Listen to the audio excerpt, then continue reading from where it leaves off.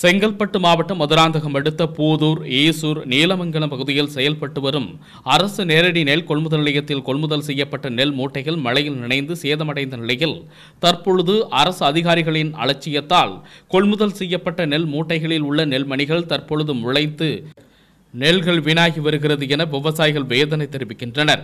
இந்நிலையில் தற்போது அரசு நேரடி நெல் கொள்முதல் நிலையத்தில் விவசாயிகளிடமிருந்து மூட்டைக்கு 50 ரூபாய் அடாவடி வசூல் செய்வதால் பணம் கொடுத்தால் மட்டுமே நெல் கொள்முதல் செய்யப்படும் என தெரிவிக்கின்றனர். இதனால் விவசாயிகள் வேதனை தெரிவிக்கின்றனர். எனவே துறை சார்ந்த அதிகாரிகள் உரிய நடவடிக்கை எடுக்க வேண்டும் என விவசாயிகள் பொதுமக்கள் கோரிக்கை வைத்துள்ளனர். அதேபோன்று நீலமங்கலம், பூதூர் பகுதிகளில் நேரடி கொள்முதல் நிலையத்தில் அங்குள்ள மின்கம்பத்திலிருந்து திருட்டுத்தனமாக மின்சாரம் எடுத்து வருவதாகவும் இதற்கு உடந்தையாக திமுகவினர் மின்வாரிய அதிகாரிகள் செயல்படுவதாக பொதுமக்கள் குற்றம் சாட்டுகின்றனர்.